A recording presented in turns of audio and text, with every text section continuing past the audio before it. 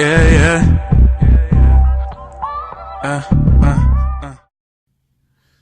What's up, everyone, and welcome to the Wesley channel. I haven't posted a video in a while, so I said let me go ahead and post one while I have the chance. As you can see, I got beard and all that going on, so that tells you it's been a minute. I just wanted to post this video and just say that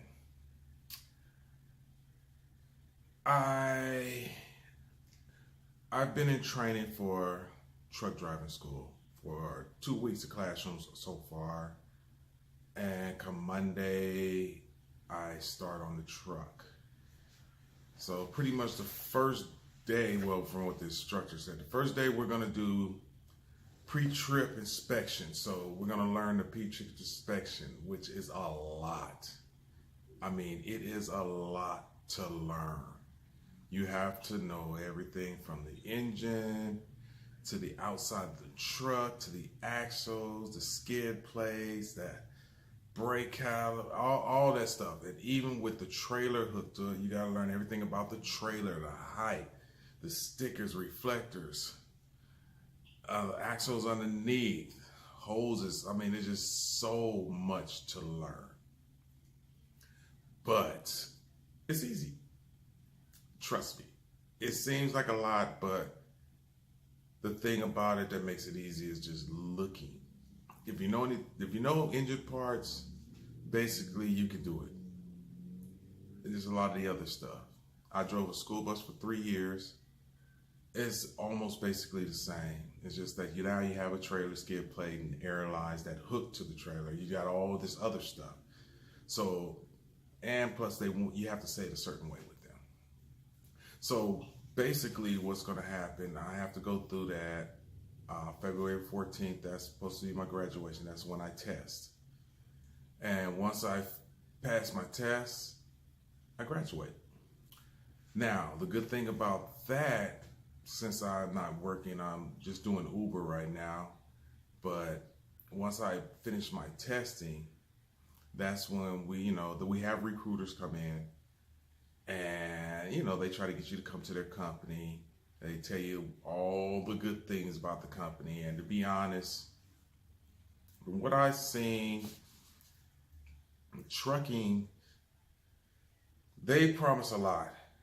And you'll get almost all the stuff, but you're not going to get everything they say you're going to get in that recruiter meeting. You're not going to get it.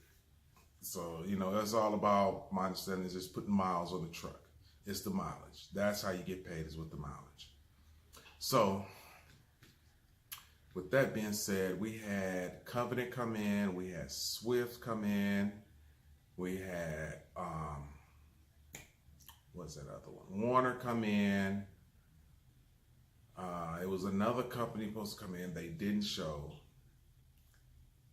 So far, it was one that I did like what they did say. Far as I understand, back in the day, the training, they was paying maybe $400 a week when you go for your orientation and you're training with the company. Now it's up to $650. I mean, that's not a lot, but it's better than nothing. So I made my decision for what company I was going to go for. And I'm going to Warner. We're already set up. I talked with them yesterday. They got me hooked in, everything. So when I graduate on the 14th, I leave on the 17th. Is it 17th? I believe it's 17th. I know graduation Thursday. I leave that Sunday. They're sending me out there, paid expenses, so they pay for the hotel. So I'll be going out there. I have 4 days of orientation. Then after that, I wait for my trainer in the truck to show. Once he gets there, we load up in the truck and we're gone. And that could be 4 to 6 weeks, but depending on how well you do everything and how well he feels confident in you. If he feels that you can do the job, you probably won't go the whole 4 weeks. If that, hopefully. But once everything is finished and, they send me back home, I go over to the terminal in my city and I get assigned a truck. Once I get the truck, I bring the truck home. I park it either at home or I can park it at Walmart. So after that, they pretty much gave me a route already for everything once everything is set. So I will be over the road. I won't be in city. I'm going over the road because that's where you make your money. So my pickup for my load will be in Fontana. And then from Fontana, I go out wherever I got to deliver. I could be going to Idaho, I believe California, Nevada. I forgot the other states. I haven't written down. But that's basically what it is. It's a big change, somewhat. I was doing security for 18 years. I was contracted with DHS for 18 years. And I made the decision to leave because when you're dealing with people, you're dealing with every race that's coming through. You're dealing with every religion, background, everything. And sometimes that gets tiring.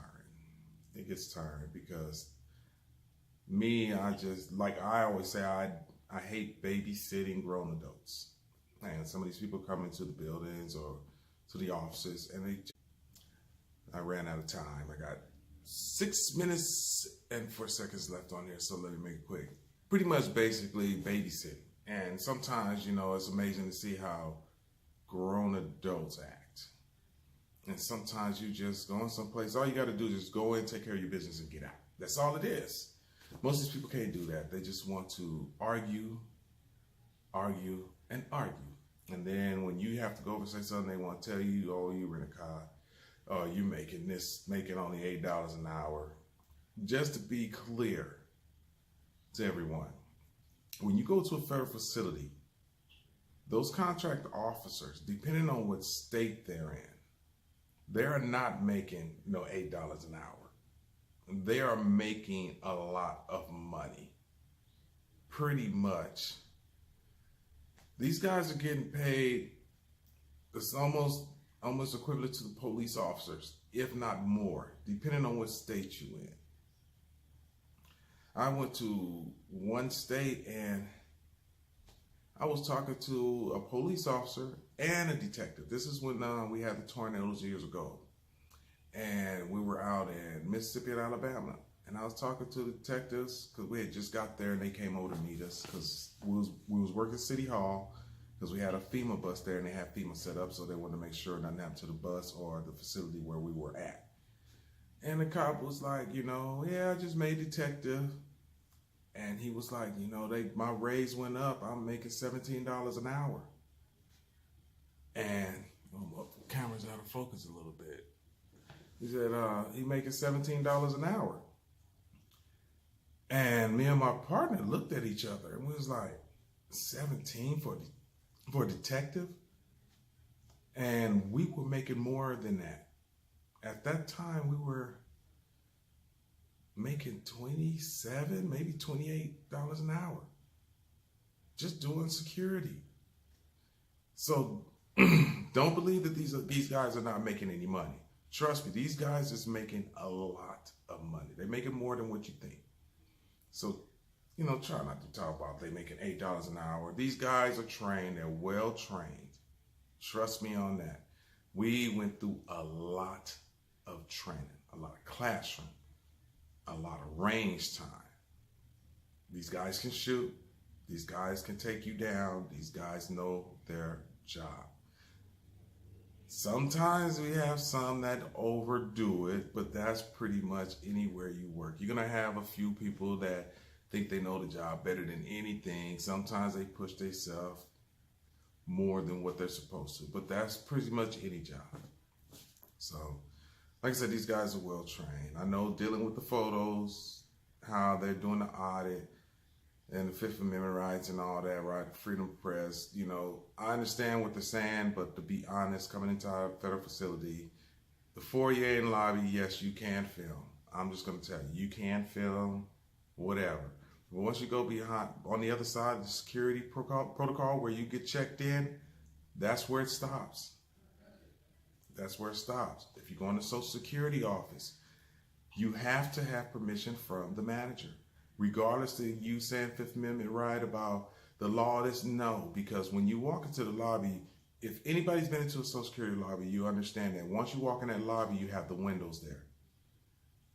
So pretty much when you cross the front door, you have, and you get right there by the security officer, you're passing the security point. And a lot of people don't look at it that way, but you are. So you cannot not film in there without the permission of the manager. You could be filming whatever, but these people are talking business. Yes, they're giving their Social Security numbers, and regardless of what you're filming, you're going to get it on film. And to be honest, once you do that, that's a breach of privacy with the federal government. But these guys don't look at it that way. They just want to say, I could do this and that and that and that. But to be honest with you folks out there, I'm just going to be honest with you. If you're in the Social Security office, somebody comes in filming, yes, they are violating technically your privacy. I seen one guy do it at a DMV, and they called the cops on him. He's like, well, I can do this. And the lady's telling me, yes, but you have to be over there. He's trying to be in the lobby area, by the testing area. Come on. And then he's filming a lady. She says, don't film me. But he's like, I have the right. But then he films her phone. She has her phone like this, and he films in on her phone. Come on. So, but enough of that. I am going to go to Warner Enterprise Trucking. I can't wait. I just need to go ahead and pass this last 2 weeks, which I'm just going to put it down, and I'm just going to pass it.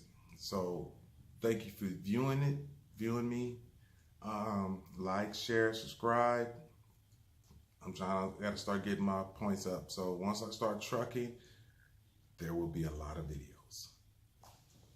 So you guys have a good day, and God bless you.